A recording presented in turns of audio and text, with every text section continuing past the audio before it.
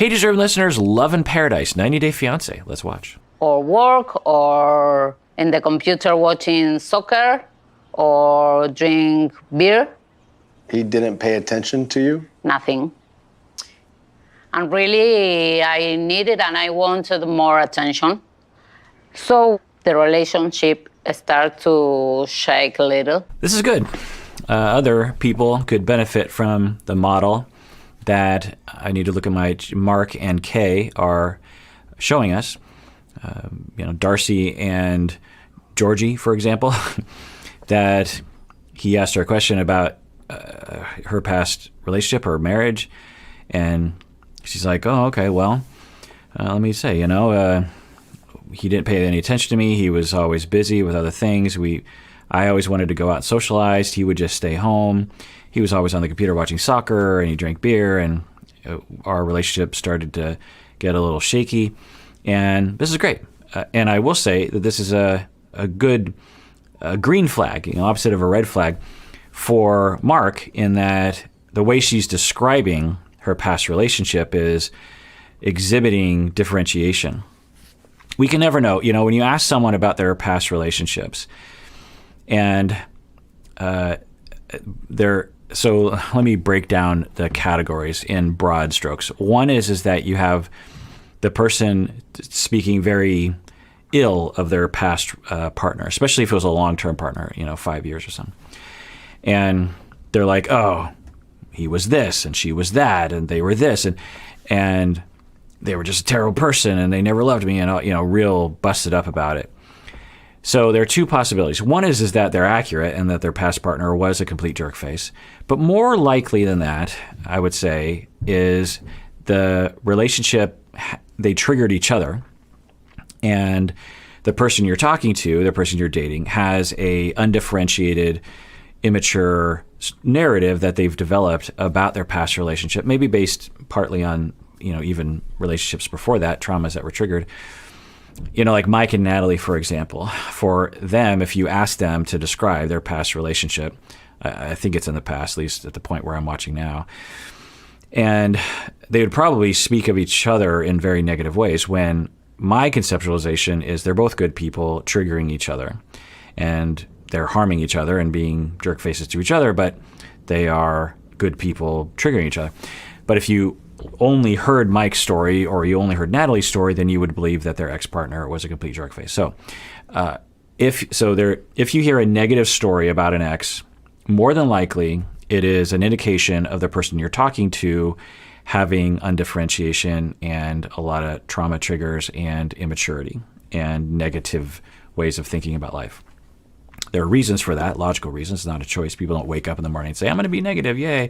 There's traumatic reasons, but that would be one thing. If you hear a positive story or kind of a neutral story, which it seems that Kay is exhibiting here, then there's a possibility that the person is delusional or has a fantasy or some kind of avoidant reason that they just can't face the negativity, and so they're painting it in a very positive way.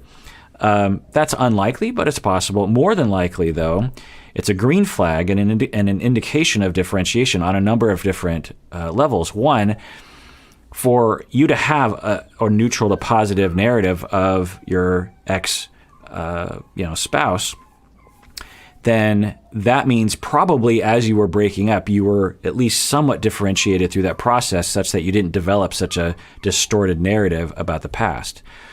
The other thing is, in the moment, Kay is looking back, and she probably has a lot of hurt feelings and reasons to be hurt. She felt rejected by him. He was always drinking beer and watching soccer and didn't want to hang out with her while she went to parties and stuff. And it hurt her, and she felt lonely.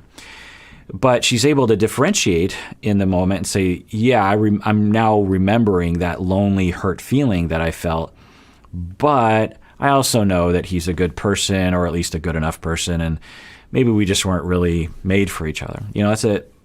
Sounds like a more differentiated story. So as Kay tells this story, this is a green flag for Mark because it indicates differentiation and maturity.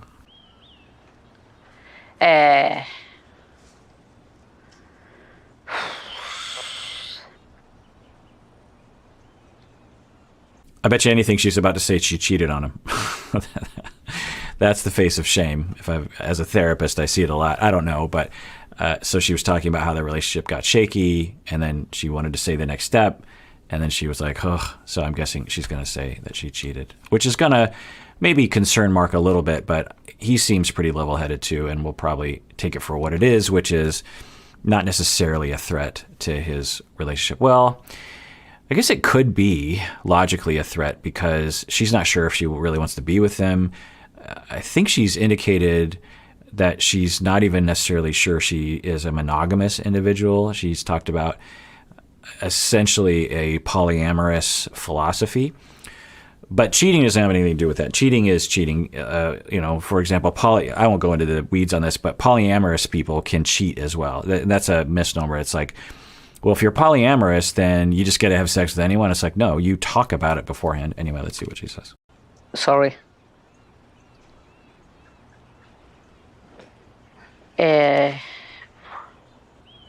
I was Infidelity. I think Mark's about to point that out, right? Yeah, that's unfortunate. And just a little shout out there, reminder to anyone, if you're in this situation now or in the future, if you're thinking about cheating on your spouse, it's a good time to evaluate whether breaking up is in order. I was with other men? Yeah, and I feel good because other man paid attention to you? Yeah. He saw messages on my cell phone. Yeah. He told me, I was thinking you was with other men. So that's a red flag that not only did she cheat as a way of coping with loneliness, instead of maybe trying to work on it with him and or just breaking up with him. So she did that, but she also, it went for so long that she had to get caught doing it. It would have been a little bit less of a red flag if she had cheated and then got, okay, clearly I have to break up. And we're not hearing that. So this is a good conversation, one that a lot of people on the show should have more of. In that moment, we decide we need to finish with this relationship now. So you finished it right then, divorce. Yeah. Creo que por eso que la infidelidad pasa por las dos personas. No por solo una. No. And this narrative is propagated by culture, and I don't agree. Of course, this is a moral and ethical question that people can debate, but I have mulled this over for years. Many clients have come to me with this philosophy, particularly people who cheat. And they'll say, well, I'm only cheating because of this. I only cheated because of this. Unless you have some very compelling reason as to why you're cheating, like you were being physically abused regularly and you weren't allowed to leave the relationship, then it's not okay. Now, you can provide context, and she's saying that they were very lonely and she felt neglected. That does not justify cheating. That does not justify deceiving and lying. When you were in kindergarten and you were being taught by your kindergarten teacher not to lie, there wasn't some asterisk that said, well, unless your feelings are hurt. Your kindergarten teacher did not say that. They said, you cannot lie. Deception is wrong. And I will say, do I say this? So I find that infidelity around heterosexual relationships gets talked about differently given the person that's cheating's gender. So when men are cheating, if a man was to say, well, it's a two-way street, and so a man is saying, I cheated left and right, totally just, deceived and lied to my wife for years, but it takes two to cheat. Okay, most people would say, no, you're a dog and you cheated and you're making excuses. But when a woman says that she's cheating, somehow we have a different point of view. Now, it is within context because women are put upon more often in a relationship, statistically, than men are because of sexism and misogyny. So there is a reason why, and statistics show this, that women in general aren't as satisfied with marriages as men on average, and the hypothesis, which is strong, is that it's because of sexism, and which can lead to symptoms like women having to do more of the work. They work full time and they have to take care of the kids and they have to do the chores, whereas the man, in a sexist manner, just doesn't do much around the house and just works. And other kinds of manifestations of sexism. So within that context, cheating needs to be understood within that gendered sexist context, but it still doesn't make it right, in my opinion. Let me know what you think in the comments. I will say there is a threshold beyond which, if you're being treated absolutely terribly, particularly if you're in a high control relationship and you want to leave, but you can't because they're controlling you in some way or they're threatening you in some way, and you're desperate and confused and you don't know what to do, and someone comes along and loves you and is kind to you, and you're just like, oh, thank God, okay. But no, I do not agree with this statement. It's essentially blaming the victim. You victimize someone else by cheating, and you're saying you made me do it. It's the same argument about addiction. Like we see Angela blaming Michael for her cigarette smoking.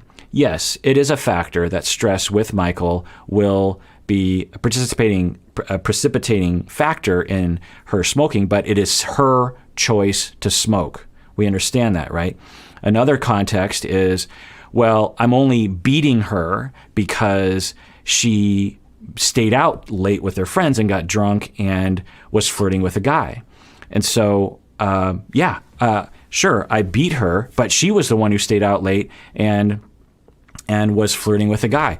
It takes two to tango. No, it doesn't. When you hit someone, that's your choice and you did something wrong. When you cheat on someone, that's your choice and you did something wrong. It's within a context and you can provide that, but you're still responsible for that. Y si la otra persona me es infiel, no sé, quizás hice algo mal yo también, o quizás simplemente la otra persona tuvo ganas de estar con otra mujer, que tampoco es tan grave. Nadie es propiedad de nadie. Nadie. Correct. Nobody is someone else's property, 100%. But when you make a commitment to someone and you break that commitment in such a severe way, I don't know how her ex-husband feels about it, but if he's typical, he was really hurt by that. You did something wrong. Yeah, of course you're no one's property, and thus you shouldn't make a commitment and then break it. You absolutely can say, I do not want to be in an exclusive relationship because I don't want to be someone's property and I want the option to be with other people. 100%. The other person can make a choice as to whether or not they want to be with you. But to have this delusion and this entitlement that I can make a commitment to someone else and say, yes, I will not be with anyone else, and then I can cheat on them and say, well, I'm no one's property. Wow. Would you ever get married again?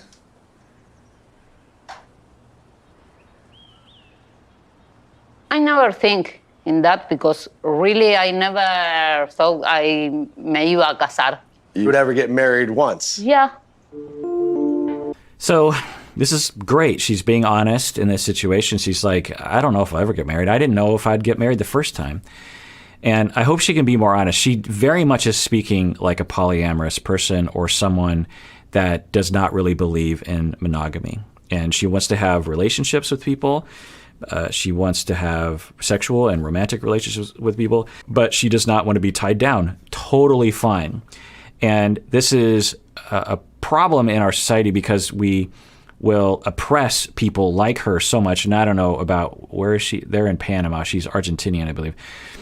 And I don't know about her societies, but in our society, we will oppress and stigmatize people who are non-monogamous, who essentially it's a sexual orientation, a relationship orientation that you just don't, you're just not made that way. And it seems like some people might be born that way. It's hard to tell. But at the very least, it's a choice that people make. And they're just like, look, I can't just be with one person for the rest of my life. That's just not going to happen.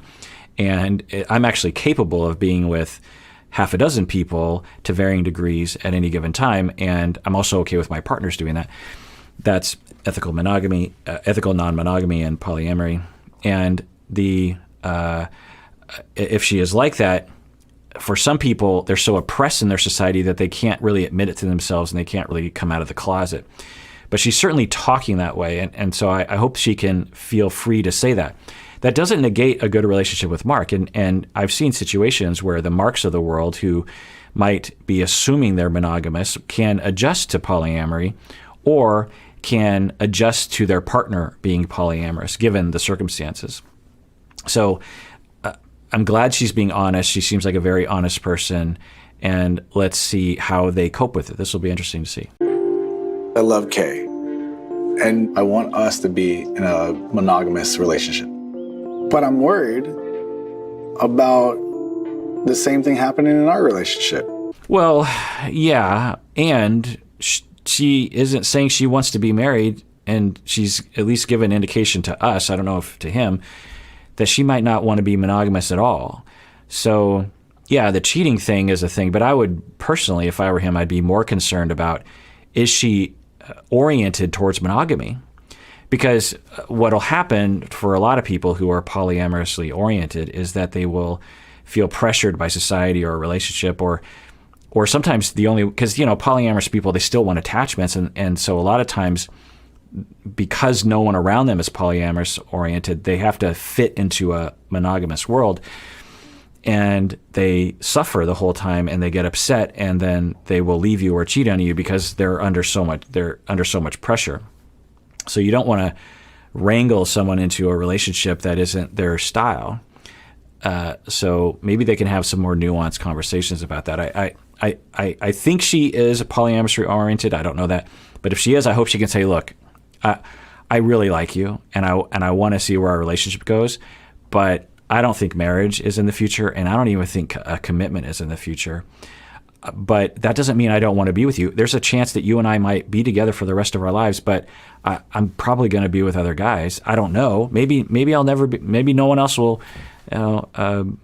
strike my fancy. Is that a phrase? I'm terrible with idioms. But maybe it will. And then he can know the situation and then make a choice.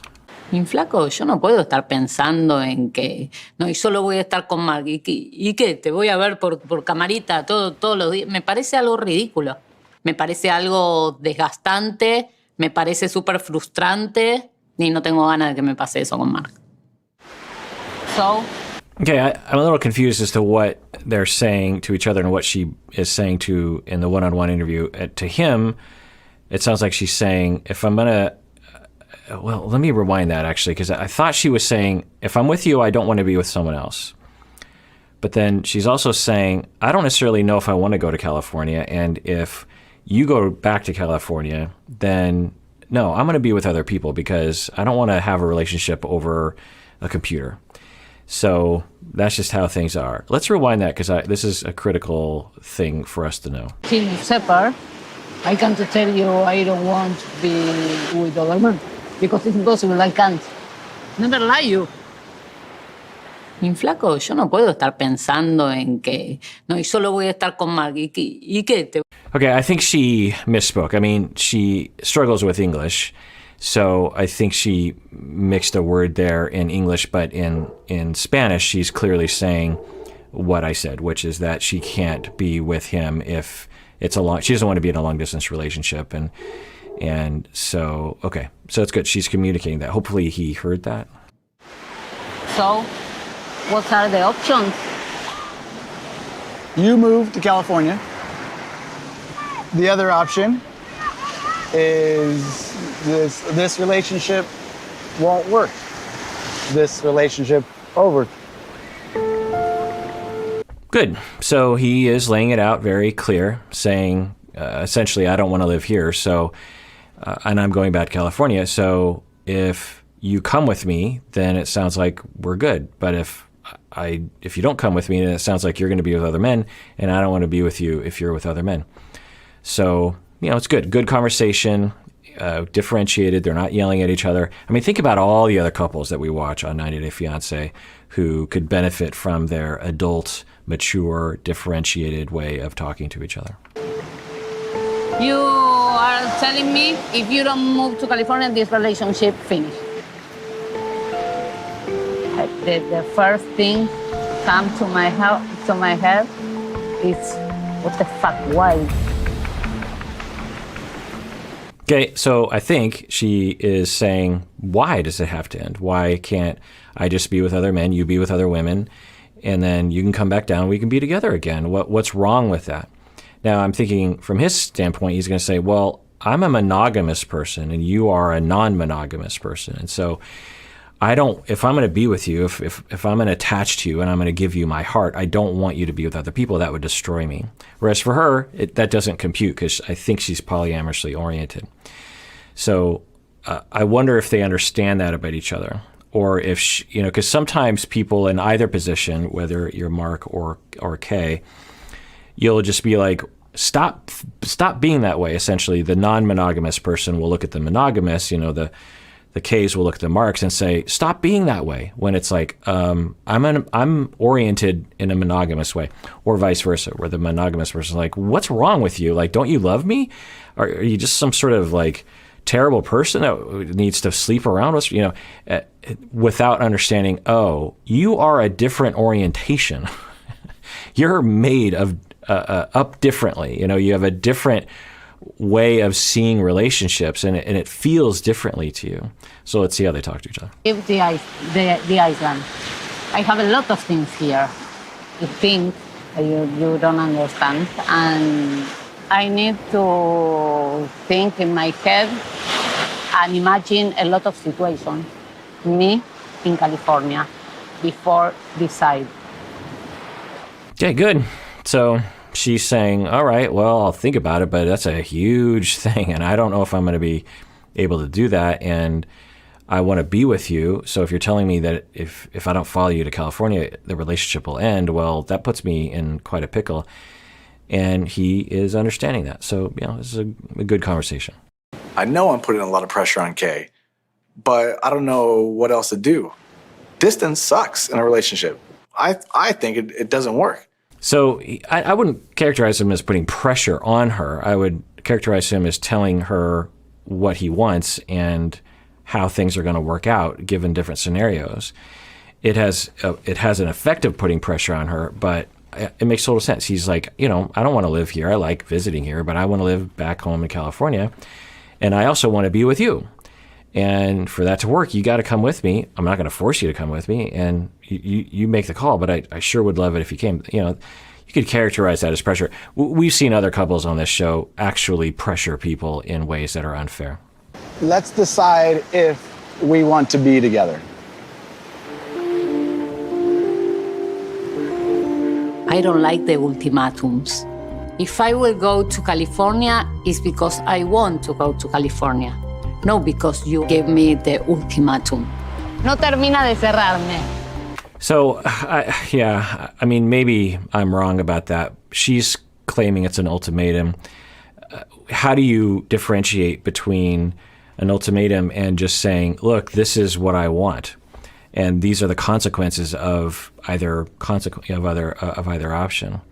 So I think what's happening is what I was worrying about, which is that she's a polyamorous person and he's a monogamous person, and she thinks, what's wrong with you? Why are you putting this pressure? And he's like, look, I can't be with you if you're going to be with other people, and they're not understanding each other in the situation. It's unfortunate she sees it as pressure and an ultimatum, instead of him just saying, look, I want to be with you, but I don't want to live here. I want to live back in California, and for us to be together. Anyway, I've been over it before, so I worry about the two of them. Now, from the sound of it, it sounds like it's not going to work, because she loves it on the island. She seems like she fits in there very well. She has a lot of friends. She knows everyone.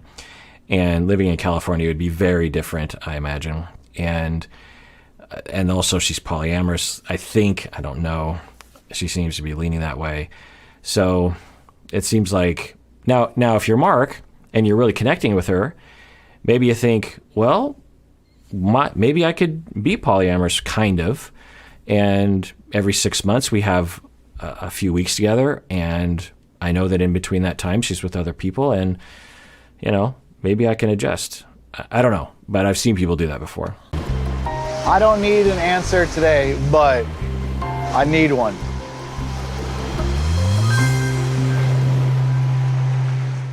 All right, well, that does it for that episode. Everyone out there, please take care of yourself, because you deserve it. You really, really do.